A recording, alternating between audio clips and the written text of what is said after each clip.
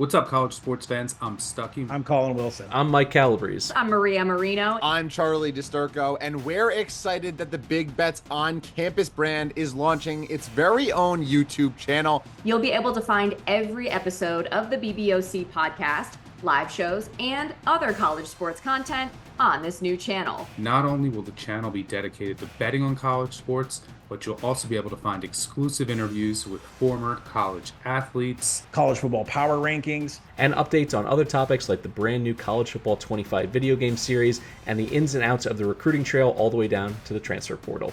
Whether you're into college football, college basketball, college baseball, or any of the college sports, we are the home for college sports, and BBOC is the channel for you. Make sure you subscribe so you don't miss any of the action. I'll see you there. Welcome to Links and Locks Action Network's golf betting podcast presented by Bet365. I'm your host, Andy Lack, and I'll be joined alongside Action Golf contributor Tony Sartori for these Best Bets episodes. Tony and I will play 9 holes today, giving our 9 favorite picks for this week's Tour Vet, the Olympic men's golf competition. Before we dive into this week's episode, a reminder that the Links and Locks podcast is presented by Bet365. Bet365 doesn't do ordinary. That's why you get more boosts with them than with anyone else. Every day, they power up the odds on hundreds of bets to give you a chance to win more. Bet365 boosts specific markets, your winnings, and even parlays, and they don't stop there. Keep an eye out for their biggest and best odds with the incredible Super Boost. Check out the boost and see why. It's never ordinary at Bet365. Must be 21 or older and present in Arizona, Colorado, Indiana, Iowa, Louisiana, North Carolina, New Jersey, Ohio, Virginia, or 18 and older in Kentucky. Gambling problem, call 1-800-GAMBLER or 1-800-BETS-OFF in Iowa. Terms, conditions, and restrictions apply. Okay, Tony, we're on the first tee here for our Olympic men's golf best bets. Get us started. Yeah, I'm going to kick us off in the outright market. I'm going to go after Ludwig Åberg at 13-1. So we talk about him all the time on this podcast, obviously. It's not a hot take to say that he is the next face of golf. Obviously, he's still so young, and he's a few years away from the level of domination that I think we all expect him to get to, kind of like, where Scheffler and Schauffele are these days. But the ceiling is there, and I think he can already or is capable of winning such a loaded event already at his age. He proved he can already contend on these big stages. He finished runner-up at the Masters, and he finished 12th at the U.S. Open. At that U.S. Open, he was the solo leader after 36 holes, and that was on a very difficult golf course. And this week could play difficult. It has yet to remain. You have to see how thick the rough's going to be there, and that will obviously dictate the score a little bit. But it's going to be narrow fairways. It's going to be fast greens. So I don't think the score is going to be super low. So the fact that he proved he can score well in low-scoring events against elite competition is a good sign to me.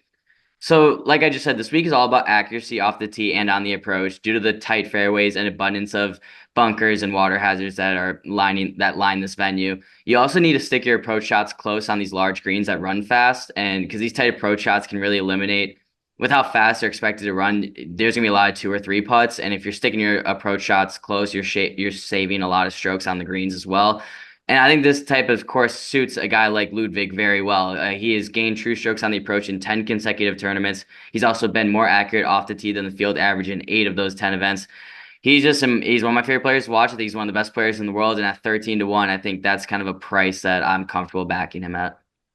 I'm going to stay in the outright market with another player in the same range of the odds board, and Collin Morikawa, 12-1. I just love the way that Morikawa has been playing. It's kind of remarkable to me that he hasn't had a victory this season. He has not finished outside the top 20 in a golf tournament since prior to the Masters. He is the only other player outside of Xander Schauffele to finish top 20 in all 4 of the majors this year.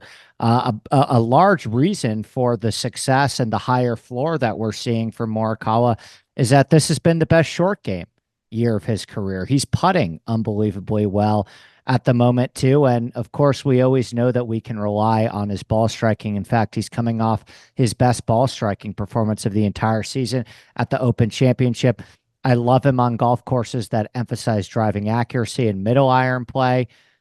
He has had a tremendous amount of success on these, shorter, more positional driving accuracy golf courses. He remains one of the most accurate drivers of the ball in this entire field. I just think that Le Golf National is a perfect fit for his game, both based on the way that he's playing right now, it's the perfect marriage of recent form and course fit.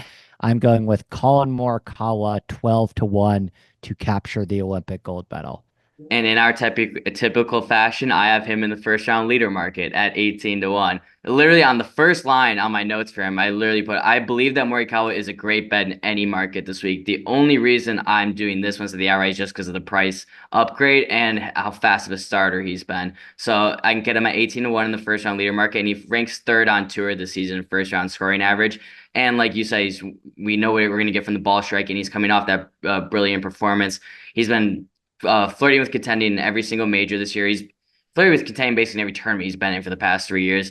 Winning's been a little difficult for him, despite how close he's been. I absolutely think he is live to win this week, but just because I think he's going to be in the mix for sure on Sunday, but just right now I kind of trust him more on Thursday than I do on Sunday. But like I said at the beginning, and like you just talked about, I think he's going to any market this week. He's been playing just a fantastic brand of golf. Just as good as anyone else in the world this year. And so not to reiterate everything you said, but I just like him in any market this week. With the price upgrade, I'll take him in the first round leader market at 18-1. I'm going to go into the top 5 market here and roll with Tommy Fleetwood plus 340. I'm not sure if he has it in him to get the W. I'm still reeling from his performance at the Open Championship, but I love his fit on the Golf National. I think that this is a perfect golf course for his skill set. Just like Morikawa, he's an incredibly accurate driver of the ball. He's a great middle iron player. He was the star of the 2019 Ryder Cup at Le Golf National. Him and Francesco Molinari. Fleetwood was one of the top points earners. I think this golf course is going to be set up a little bit easier than the 2019 Ryder Cup, but the bones of the golf course are the same. And, lest we not forget, Tommy Fleetwood also won the 2017 French Open at Le Golf National as well, which will have a setup that I think will be more similar to what we will see this week at the Olympics. So I love that he's got some incredible course history at this golf course. I expect the vibes to be strong. And I just think the fact that he understands and knows this golf course so well is going to give him a huge edge. A lot of the players at the top of the odds board, your Xanders, your Schefflers, your Ludwigs, your Hovlands, your Morikawas, none of those players have seen this golf course. Fleetwood's played here 5 times in the French Open, and he's played 5 matches in a Ryder Cup here. So I don't know if I trust him to close the door in this elite of a field, but I have little doubt in my mind that he will be there come Sunday afternoon in Paris. Absolutely. I love that. I'm going to return us to the outright market one more time. I'm going to go after Tom Kim at 28-1. I just don't think this is more of a number play than anything else. I don't think it's short enough for a guy of his ceiling. He enters this week in great form, making the weekend 11 of his past 13 tournaments with a pair of top 5 finishes over that stretch. One of those was his runner-up performance at the Travelers Championship, where he took Scottie Scheffler to a playoff in what was a brilliant outing. There was no mistake made by Tom Kim. Scheffler just went shot for shot with him, and Scotty's the best player in the world. But that showed us that Kim can hang with him, and I think Kim can hang with him this week again as well, because this course profiles nicely for him. He has gained true strokes on the approach in 8 of his past 13 tournaments. He's also been more accurate off the tee than the field average in 11 of those 13 outings. Since he profiles so well for this venue, it's not shocking that he finished 6th here at the French Open in 2023. So he's good course history here. That was his only appearance here, but great course history here. Great recent form, and I just think he can contend with the top guys at a price that's as long as 28-1. Love that play. Very high on Tom Kim this week as well. He just missed my card, so I'm glad that you included him too. I'm going to go with Sepp Straka top 10 plus 260. I talked about how accuracy is very important on this golf course, how this golf course has one of the higher missed fairway penalties, or I expect it to have one of the higher missed fairway penalties that we've seen all year based on the water hazards, the narrow fairways, the rough. Sepp Straka is one of the most accurate players in the field. He ranks 2nd in this field in driving accuracy. And you look at a lot of the golf courses that Sepp Straka has had a lot of success on over the years, these golf courses that emphasize accuracy over distance with a high missed fairway penalty. He just finished top 25 at Royal Troon. That featured the highest missed fairway penalty on tour. He finished 2nd last year at Royal Liverpool, another golf course with a high missed fairway penalty. Top 10 at TPC Sawgrass. another golf course with a high miss fairway penalty. Top 10 at Muirfield Village. What do you know? Same style of golf course, high miss fairway penalty.